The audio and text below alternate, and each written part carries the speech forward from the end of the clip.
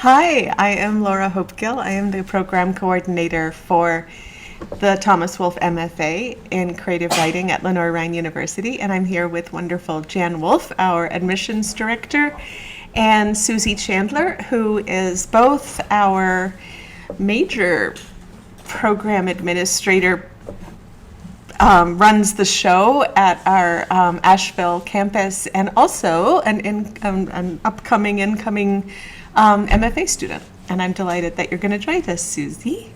And I understand that sometimes schedules get in the way, and I want to tell you that I am very available to chat on the phone and about any questions that you have. I understand and know from experience that making the decision to go for the MFA is a soul decision. It's something very, very deep inside you has said, I can't put this off anymore. I'm a writer, and I'm going to follow this voice all the way through. And I want you to know that I understand what that means. And I think that the MFA is the most important and valuable degree you can possibly get. And that's not just because it's my career, it's because it's my calling. I went into an MFA program with no idea where it was going to lead. I just knew I had to do it. And that for me, poetry at the time was what was calling me, and I couldn't ignore it. And it was a transformative experience. And I have seen in the program that we have here remarkable things every semester. And when you first join us, the first semester is you are between worlds. You're still holding on to your other life and you're entering into the waters of creativity. And it's it can be unnerving because people are talking about poetry or creative nonfiction or fiction using terms that are like, I don't know if I belong here. I hear that often. You belong here. You belong here. And by second, third, fourth semester, you will be using those terms, and they will be supporting you, and they will hold meaning for you. How you listen, how you pay attention, how you are in the world will experience shifts. And you have a wonderful community here in the program to hold you as you move through those shifts. It's very community oriented. It's very encouragement oriented. When I was in poetry school, in my MFA program at Warren Wilson, one day I saw a young woman walking across campus carrying a pillow and a box of tissues. And I asked her if she was sick. And she said, no, it's just my poem comes up in workshop today. And that was sort of my one of my awakening moments. I was like, there has got to be a better way to teach writers where we don't have to carry pillows and boxes of tissues just because people are going to talk about our poems. And that workshop setting was very much like the Iowa school model that is shifting now too. I think a lot of workshops are shifting, but it's like, here's my little poem. And now 15 people around a very large table all have to say something bad about it. There's no way that a piece of text can survive that. And there's very little way that a soul or a spirit can survive that too. If you're a sensitive person, if you have had trauma in your life, if you are just motivated by kindness, that is not the way. And so I've been working for 30 years as a teacher to understand another method. And so what we do, we found the critical response theory, which I learned from wonderful storyteller Connie Regan-Blake. And in this process, which is documented and supported with pedagogical journals and everything, you'll present your work, whether it's a story or an essay or a poem or a hybrid of those, and you'll read it to us. And then you'll tell us what you appreciate about it. You'll celebrate it to us first. And at first it might feel a little bit awkward because we're used to being really humble about our work or apologizing for saying anything at all. And we're going to get over that really fast. And I will see to it. Because if we don't celebrate our work first, who's going to? And after you have celebrated it, then the class celebrates it. And it's just sort of, we unmute ourselves when we're ready to say something. A conversation begins about the fantasticness of the piece. And you might be thinking, but how do we grow in that way? That's the next step. Sometimes sometimes we just need to know that what we think we wrote is what people read, is what people heard. And so you can close the feedback session just there, because it's like, okay, this is doing what I wanted it to do, and I feel I know what to do with it next. And so you can control how much feedback you get. Now, if you know that it's doing what you want it to do, but you know there's some wisdom in the group that you can count on and draw upon, then you say, I would like some feedback on, and you can control the specificity of where that feedback is going to go. So you're not just opening your paper up to, well, I don't think that character would drive a red car. We just don't do that. We don't do like it's a left field, change this, because it's your work, it's your voice. If you want the red car, you go for the red car. But you get to control where the feedback goes. You could say, I don't know, the ending just seems a little bit sluggish. How should I be? How could I structure it differently so the beginning is more energetic?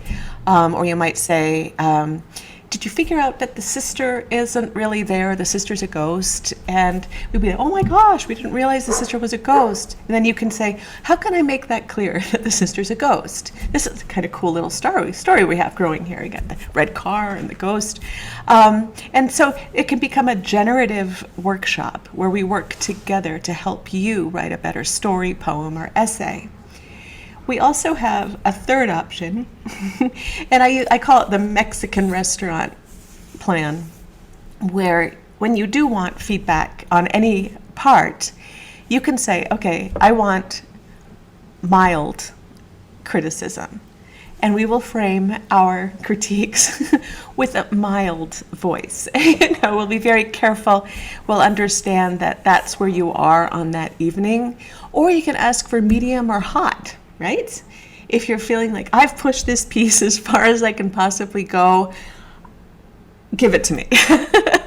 And by that point, we know the story well enough that even our hottest peppery ghost pepper criticism is going to be very, very helpful, because we've educated ourselves on the piece and we've listened to you talk about what you want it to be.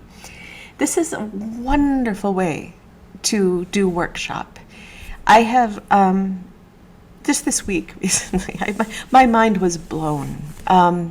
There was a student who, when she came into the program, her writing was like about all these different areas. And like something about visiting her family home in Poland and going to death camps where members of her family died, and other pieces about being in Ireland, where she spent a junior year in undergraduate and had some kind of magical experiences there, and also some frightening experiences. And then she had these poems that were very lyrical and ethereal. And then she had some poems that were very tough. And it's just been wonderful just giving her space every semester to explore wherever she was. And now she's just about to complete the program. And she presented this young adult novel that she's writing that is fantastic. And she's read us a couple of chapters in narrative healthcare, actually, where students continue their creative work while they're learning about narrative healthcare. And I saw how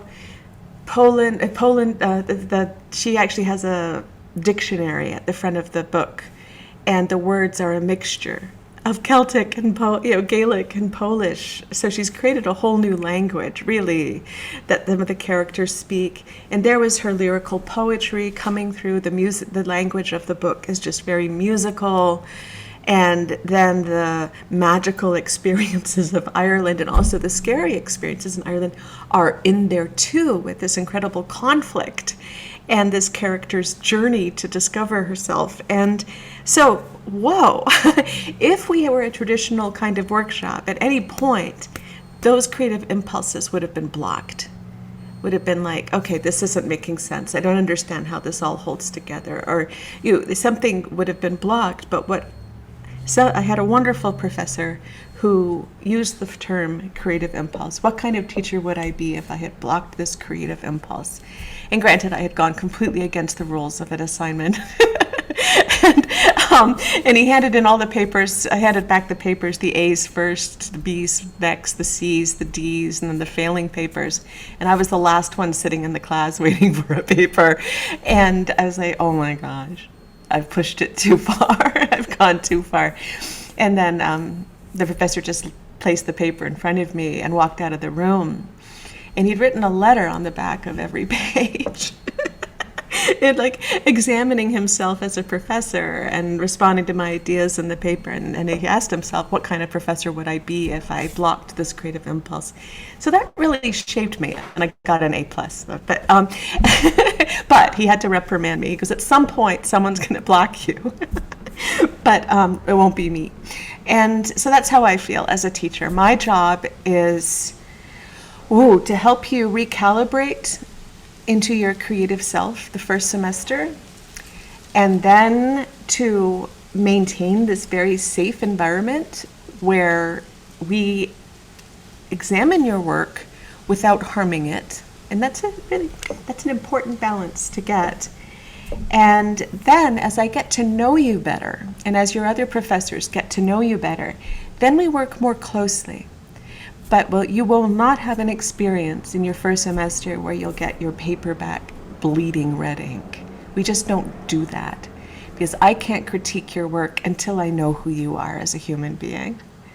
And even then, who am I to say you're going to be the same person today as you are as you were the previous day?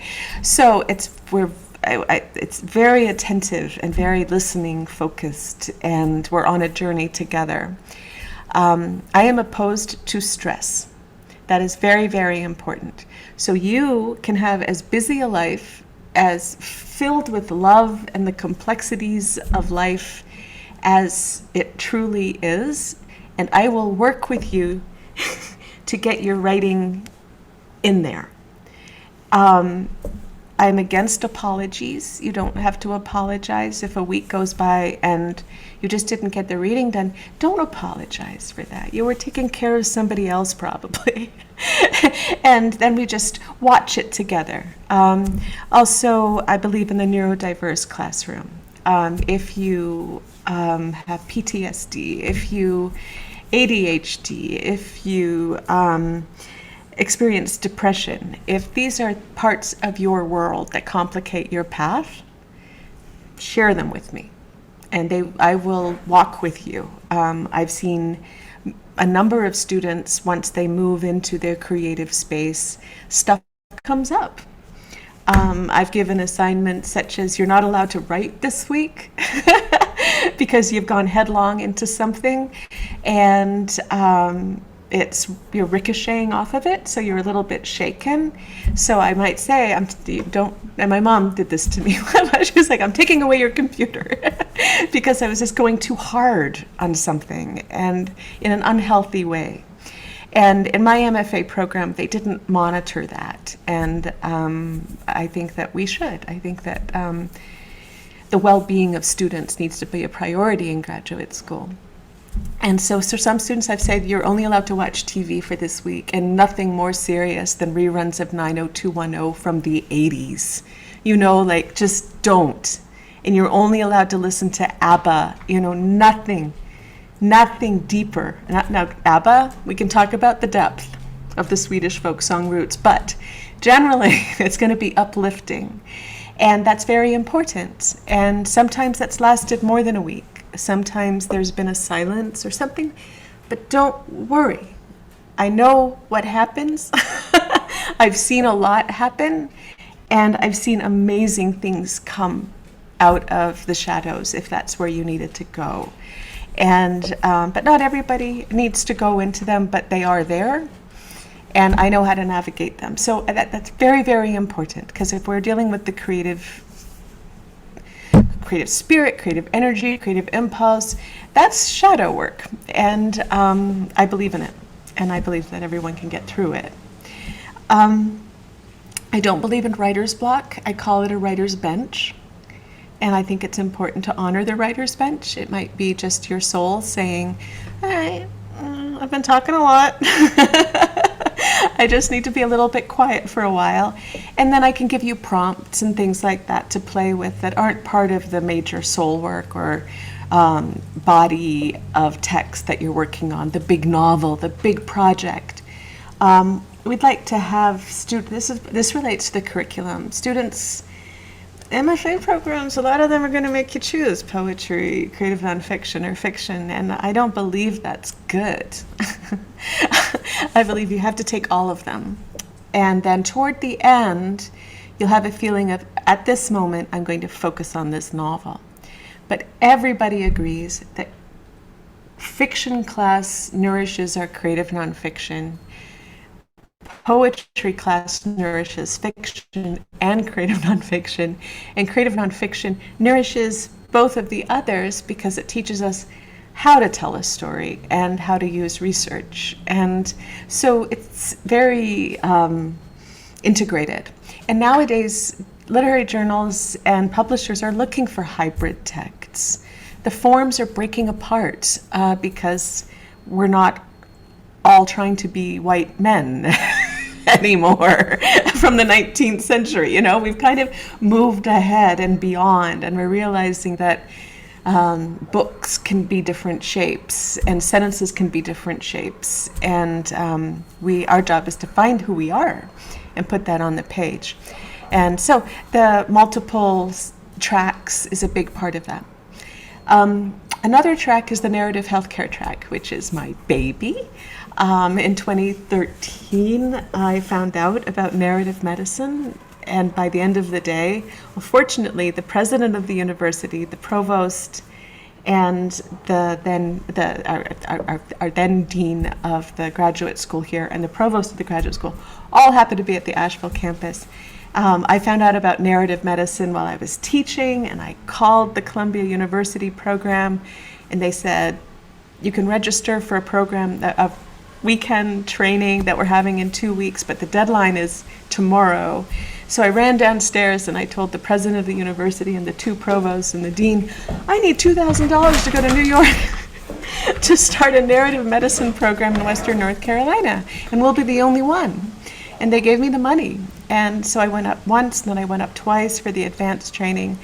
And then I worked with the founder of that program, Rita Sharon, and we called our program Narrative Healthcare because, one, we're not in a medical school, and most of the students are not medical students.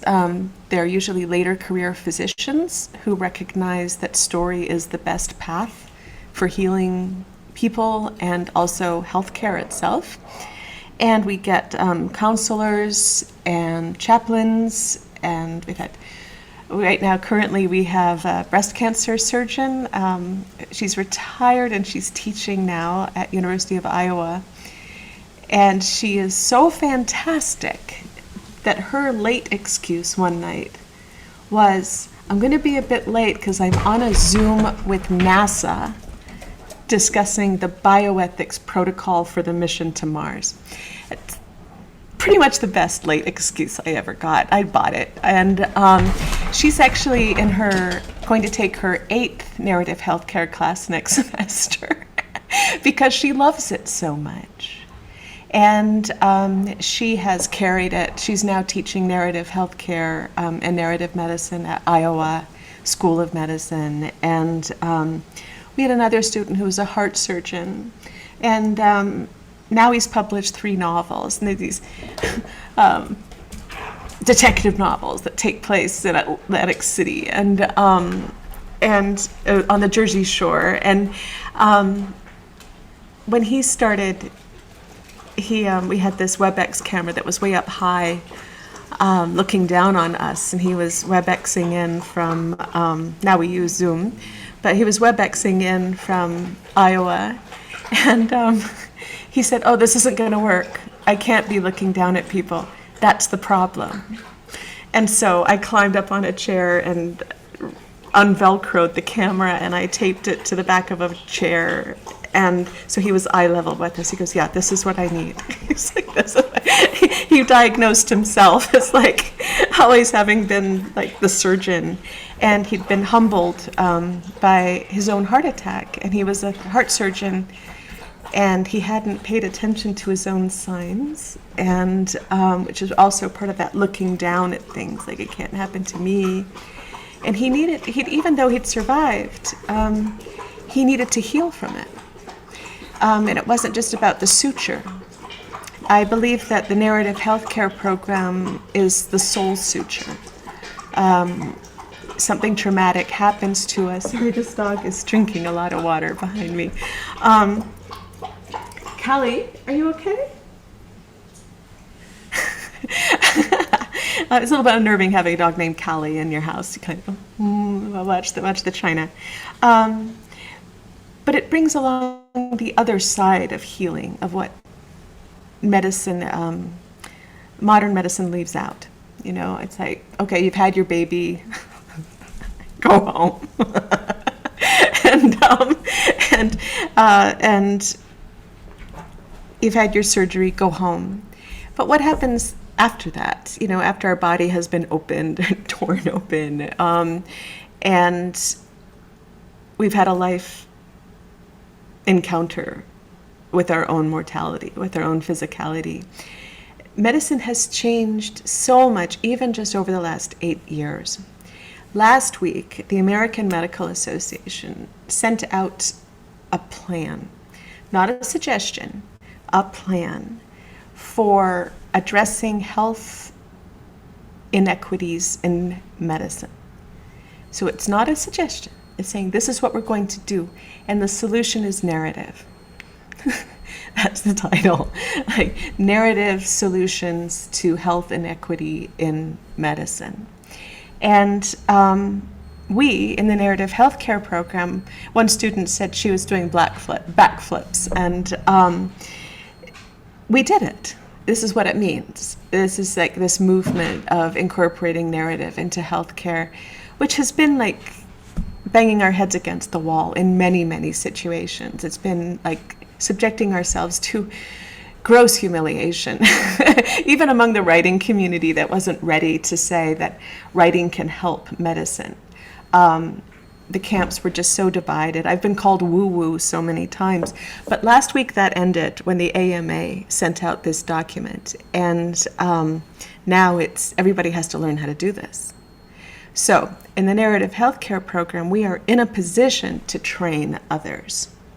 The pandemic has also changed how people view programs like this, because nobody will ever again say medicine and story are two different things. Nope, you can't. It will never be spoken again, because now we're all part of this great, huge story filled with narrative dynamics and complexities. The one story of medicine is gone. We've seen that people are neglected every day, where the idea of some people getting care and others, all of this has made the front page. And so we are on it, and we are on the cutting edge. In the 8 years that I've been teaching this, I have never repeated a syllabus. And that's why the surgeon has taken 8 classes, because it's never the same material. Medicine is changing constantly. And so we read the books, we read the articles of where it is now. We also draw on our own creative spirits to bring what's needed to the table, because it can't just be data anymore, and it can't just be the science. Now science is calling out for the arts. So We bring in mindfulness. Right now in narrative healthcare, we're reading a wonderful book, I'm looking at it right now, called Of Water and the Spirit, which is written by an African man who was born into a tribe, and a Jesuit priest took him and raised him in the Catholic Church. And then he goes to the Sorbonne and he gets this remarkable education, but then he goes back to his tribe and is a shaman. And so it's about these two worlds of healing, and which is, I think, a mirror of what narrative is bringing into medicine now. Now, I was asked to do a Grand Rounds talk out at Eastern Carolina Brody School of Medicine. And after I finished, a medical student came up to me and said, I've been in this room where they do the Grand Rounds talk every week. So I've been in this room hundreds of times, and this is the first time I've heard a story. That's going to change too. And because the resident who took me there then went to get his MFA after my weekend visiting. So you can see that the worlds are getting closer. But I was going to say that I don't walk into these spaces and say shamanism. But when I do talk with you, when I do talk with the students who are coming in, I often hear those echoes. You know, you've been working in the healing world. You have healed yourself with writing. You have sensed some remarkable power in the word and have gone to very interesting places in your searches. So you bring that to the classroom. You don't have to check that at the door, because that's the stuff that's transforming medicine now. It's ancient and modern all at the same time. So it's a beautiful thing. As you can tell, I'm very passionate about it. I will share my screen and we'll just take a quick look at what a class might look like. This is a poetry class. And you see that we meet in Zoom. This is because we have students around the country, and also sometimes our students travel. We've had students attend from France and India and Canada. But mainly it's sustainable for the program to welcome people from many places. And here is a writing session link. Every Saturday from 10 to noon, a group of us, and it's always open to anybody who has this link, we get together and we write for 2 hours. We start out, and I'm not the professor during this session, I'm just another writer. We show up, we say what we're going to work on, and we turn off our cameras, we mute our mics, and we work on it. And then we get back together at the end for 30 minutes or so, and we read or report back on how it went. It's a remarkable, I finished a memoir on Saturday mornings. And then this is a procedural syllabus for poetry, where the students have a chapter to read. But then this one was write a poem every day, oh my gosh, right? Using the prompts or a meditation, contemplation, or a daydream, or memory, or prayer, however you wish to approach it. Just 30 minutes or so of dabbling. But then the next week was select one poem you've written or write a new one, and then live with it for a week, developing it, changing it. And then the following week was to watch a bunch of poetry videos from this poetry festival that I created, and to reflect on sound in those poems, and then go into one of your poems and bring sound into play. And so over the course of the semester, the students worked on a poem from different angles. And sometimes it was like, okay, now write a 2-page poem. And they were like, I can't write a 2-page poem. Boom, they wrote 2-page poems. And then it was like, now, focus on one image of it and blow that up. So we're just really seeing how malleable a poem is. And this is very important because we revise as writers constantly. Sometimes we have to stop and say, okay, this is done. This is I'm going to write something new. And then and I'm very experimental in my teaching. I'd never done a procedural poetry workshop before. But last night we wrote to a prompt for just 5 minutes. And I swear, 10 students, the number of students in the class, and 11 people, we read our poems, and all of them could be published. That included students that, really didn't know they could go that far in 5 minutes. And so it worked. I'm calling it a success. And so the students, I try to create a new way of teaching constantly because I'm a creative too. I draw on what the students are asking for. I am against boredom as much as I am against stress. And so I really believe, and there's so many wonderful ways to teach. I don't believe in top-down teaching at all. I'm in it with you while we're doing it. And so this is a module. This is how you will hand in work. I try to keep it as simple as possible. Write a lot of poems, develop poems, and then here's write a poem. And then after that, everybody just brought a poem every week, and we would read them. And then these are the chapters in the text that we use, the chapters. And so that's what we do. Hey. Callie, that's what happens when you have a dog named Callie. So I'll take a look at what courses are coming up next semester. And here we go. Here are the spring courses. Next semester, on Monday afternoon, 3:30 to 5:30, I will be leading a nature writing workshop.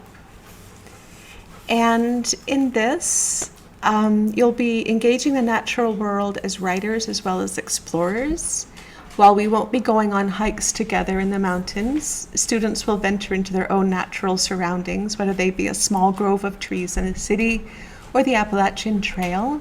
We will remember places where nature embraced us. We'll remember natural places we have had to let go, either by migration or destruction. Nature writing can include love poems, political activism, reflective writing, creative journalism, and new forms that emerge from our own hand. We will read examples and watch films to broaden our perspective on this complex, inspiring, and at times terrifying biosphere of literary practice. Very, very important genre now. For the last few years, it's moved into the forefront, and we definitely want to build our voices. We'll consider the ethics of nature writing, which is really interesting. Like, that tree does not exist for your reflection, and yet you want to reflect on that tree. So there are some very interesting writings out there on how do we use nature in our writing that doesn't reflect the capitalist degradation of the planet. What's the right posture and distance? And so it's no easy answers. It's and then on Monday nights I'll be teaching a revision class, and I taught this class as I piloted it as a Maymester class last spring. It was very successful, and this is the class where I give you 51 writing tools. We read Strunk and White, Elements of Style. We do the Strunk and White Elements of Style workbook because you want to have excellent sentences. And that's often the problem. I was reading applications today for an Arts Council grant, and out of several applications, one person had beautiful sentences, and the other ones I was like, it's a great story, but the sentences are lame, and but they're not my students, so I didn't have to be nice, and I didn't say that on the form. But you want to have strong sentences, and I will teach you that in the revision class. We'll look at developmental editing, and that's the one that we often miss. People will say, I need to edit it, I know I need to cut. It's like, no. You don't cut anything. You don't. Ever. Until the very, very, very last part. And what you want to do first is developmentally edit. You want to expand what's missing. And so that's the revision class. And I will teach you how to cut, but you have to know how to cut. You, right? We're going to be surgeons. We're going to get trained. And also the surgeon's like the last resort, right? Like first you change your diet when there's something wrong with you, and then you change your, I don't know, your stress, you address your stress. There's lots of things to do before surgery, but it seems that 8th grade English just taught us surgery, and that's wrong. On Tuesday nights is narrative medicine, which I've taught, Introduction to Narrative Medicine. This will be very grounded in narrative medicine, where we'll do close readings. We're going to read Dr. Sharon's books, and we're also going to do our own writing a lot and reflect on creativity. And so I need input on that. You know, we're going to really, really talk about how does it feel when we create? What's going on in our minds when we create? We're going to look at times in our lives when writing has been there for us. So I'm very excited about that. On Wednesday, Jasmine Pittman-Morell is going to offer a class on memoir writing. And in this, together we'll explore multifaceted approaches to telling true stories, using course texts as anchor points to guide us in constructing our own narratives about ourselves, the world around us, and the intersections of the two. Let's look at the relationships between truth and memory, fact and emotional resonance. I love that.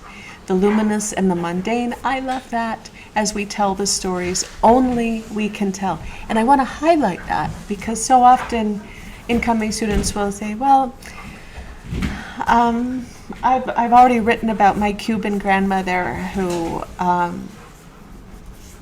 loved so much, so I don't know if anyone really wants to hear about it. I was like, everybody wants to hear about your Cuban grandmother that you loved so much. You can never tell your own story too many times because it will change every time you tell it. And every memoir writer has doubted that their content was something that would be interesting to somebody else. It is, because we're human. Borrowing tools from literature, journalism, and poetry will inform our writing and point the way to inner North Stars, deepening, I love Jasmine so much, I love how she writes this, deepening our experience of finding the truth on the page and in our lives. Making meaning is the purveyance of storytellers. And when we share our interpretations of events, both public and private, we have a powerful opportunity to create empathy and shared understanding. She is lovely, and I'm so excited she's joining our faculty for this. Dr. Dale Bailey is a wonderful professor. All the students taking his class this semester just are blossoming and taking chances and doing really great work. And he's leading a fiction workshop, which he describes as an affirming and supportive environment to see a theme there, to practice the craft of fiction, beginning with the creative impulse, there's that phrase, and working through the process of drafting and revision that brings that impulse to fruition. While you'll write at least one substantial short story during the semester. Isn't that nice? Right? And there's that developmental editing thing. You're not just going to bang out a story every week under pressure and make yourself sick. You're going to live with a story and really get a chance to develop it and expand it and move around inside it. We'll look to a variety of models to illuminate and inspire us. You'll have the latitude to work on longer projects as well. So if you have a novel in process, it's welcome in the room. We'll look to a variety of models to illuminate and inspire us in our artistic endeavors. Class sessions will focus on helping you find your voice and hone your skills in a workshop setting. So, good luck choosing, and I'm happy to help you with that process. And do you have any questions, Susie or Jan?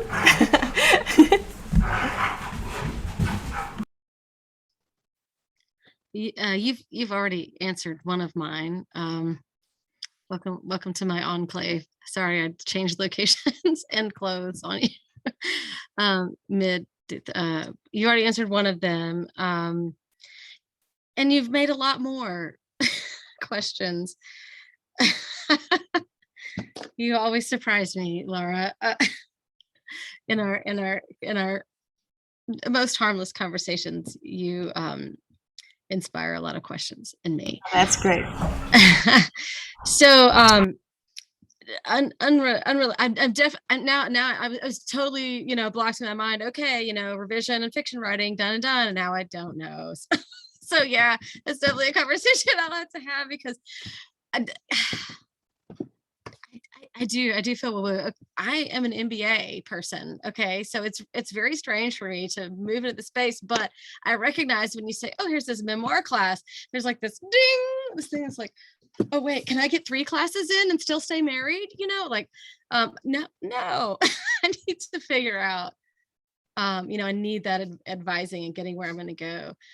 So maybe a side conversation about, narrowing down to, if you're going to realistically, have 2 classes with the newborn plastered to you for your first semester most of the time, while your wife chases a toddler, what might those be? Right. Yeah, that's going to be tough. Yeah. Yeah. The nice thing is you're joining the program, and memoir will come back, right? Mm-hmm. Fiction will come back. So you can breathe out. Revision, I would recommend the revision class. Oh, without a doubt. That wasn't the one I had a question about. That's great. Yeah, because it's, yeah, we can. Pardon? I was just saying, hearing strong and white, I'm like, that's my jam. Strong and white, right? I know. Yeah, you want to, because it can. When we're writing good sentences, we can get deeper faster, and so it can save a lot of wasted energy writing in circles on a surface. So, learning how to subordinate a sentence, that's the secret. That's the secret. Yeah. So, but thank you for telling me that this is the conflict, because when I planned for the summer and the fall, right, I can sense, okay, a lot of people really had a hard time choosing between memoir and fiction. So then I offer workshops in the summer, right? And then in the fall. So there will be plenty of opportunities to do both.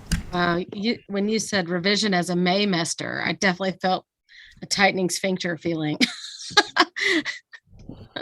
Well, that was intense. Oh, yeah. Yeah. Maymesters are 2 weeks, 4 hours a day. Yeah. Yeah. And that's revision. So, that feels intense. Yeah, it was intense, and it worked. But I thought, okay, this needs 14 weeks to really let it settle in. Everyone was like, at the start, it was like I'd committed an act of violence. It was sort of, I don't want to do this to my writing. I don't want to do it.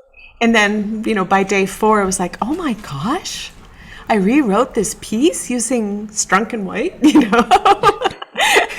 And it just felt so much more efficient, and it's, 1/3 as long, but it's 3 times better. And so, but at the beginning, it did feel like I was committing blasphemy. And people weren't expecting that from me too, because I'm like the flowy person, and then for me to show up with like, okay, this is the real me. Right? Combine those sentences, correct that syntax, yeah, and that's a part of me too. What's another question? I'm thinking about the class format. It looks like there are 2-hour classes. They're going to be 3-hour classes in the spring, but we'll take breaks like every 30 minutes. Okay. Because our spines are very important, and we're not supposed to sit for long periods of time. So I actually require people to get up and move around. I suffer from spine stuff, and so I need it. But yeah, there'll be 3 hours with breaks. Mm-hmm. So, and I'm sure you get this a lot, but I'm wondering what the outside of class workload expectation is. Yeah. In graduate school, generally about 100 pages of like 75 to 100 pages of reading a week, and then writing.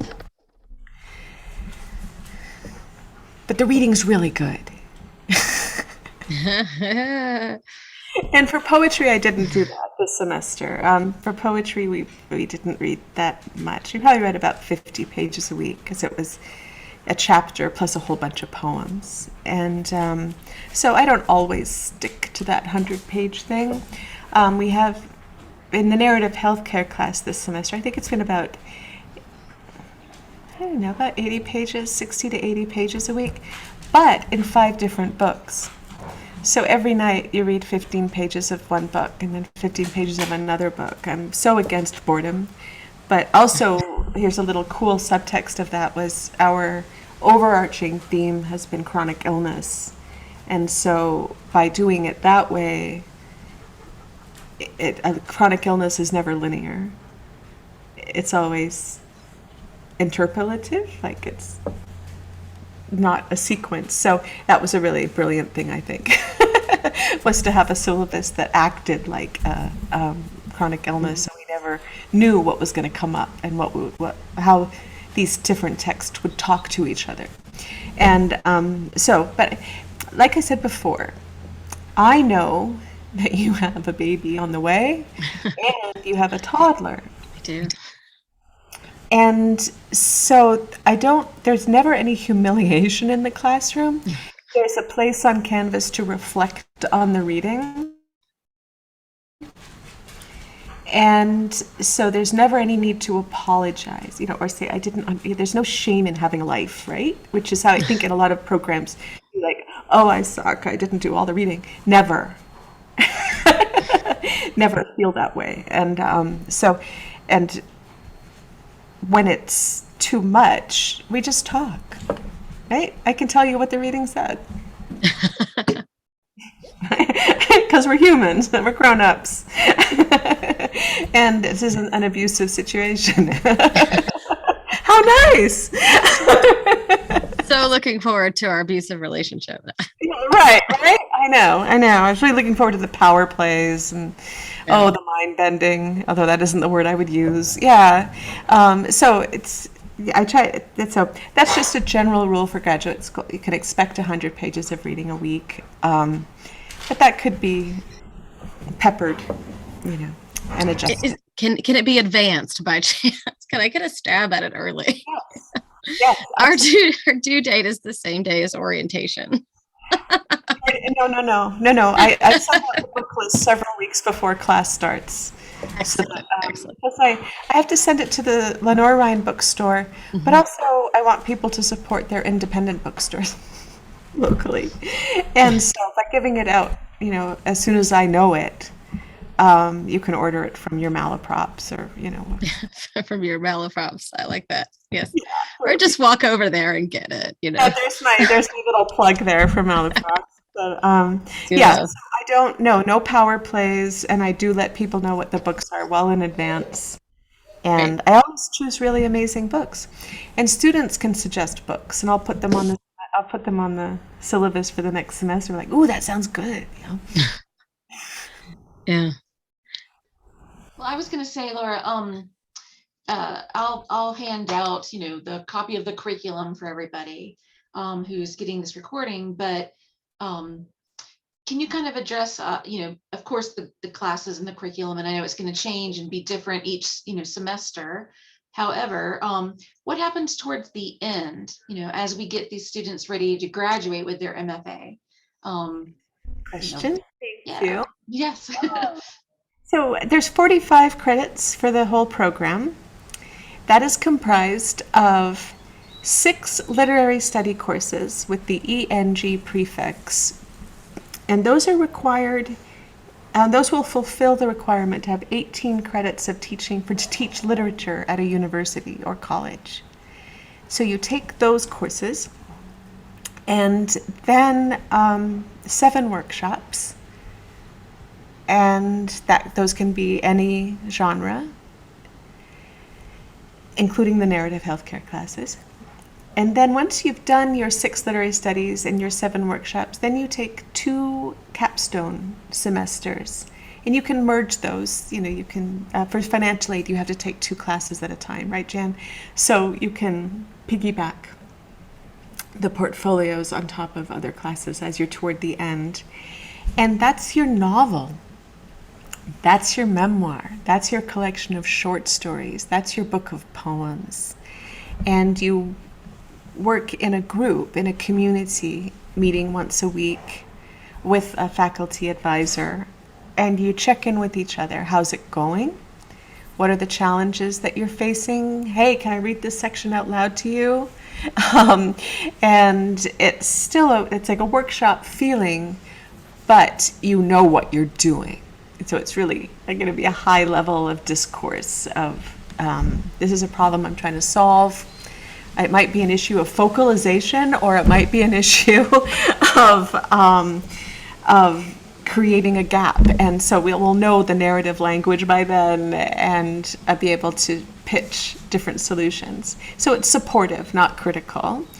And so then once you've completed your 2 semesters of the capstone, you graduate with an MFA, which qualifies you to teach at UCLA School of Medicine. They recently posted a want ad for, they needed a creative writer in the medical school, which was just beautiful.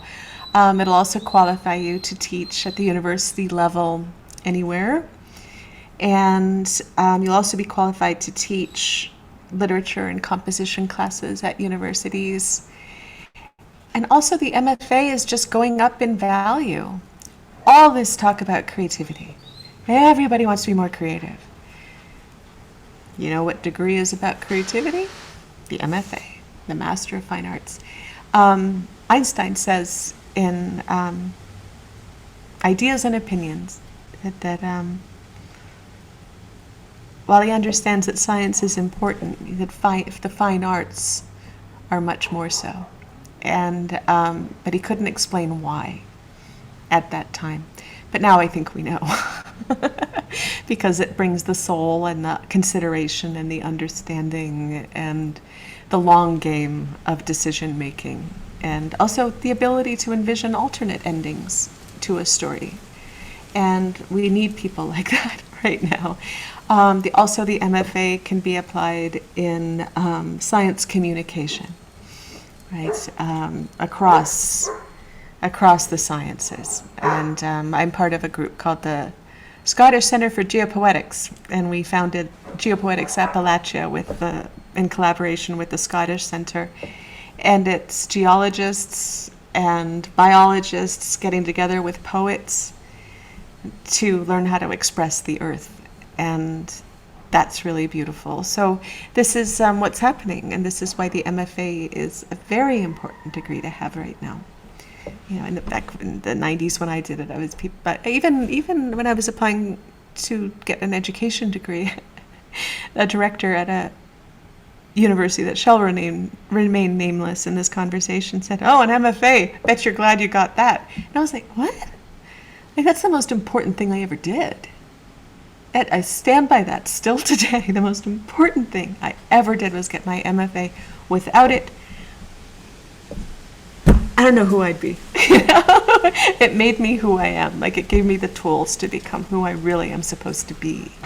And self-actualization is really what we want, because that's how we stay healthy and alive. I could talk to you until 9 o'clock tonight about how much I love the MFA. And I'm glad to answer any questions that you want to send me. I'm glad to talk to you on the phone. I'm happy to talk to you in Zoom. It sounds like I'm about to make a Dr. Seuss poem, which I probably could. And, right? I love this stuff, and I really, really, really believe in it. And we have wonderful teachers, and it's just a wonderful program. So I hope you'll join us. Back to you, Jan. Oh, excellent. All right, well, I'm gonna stop recording if I can put my glasses on and see how to do that. But yes.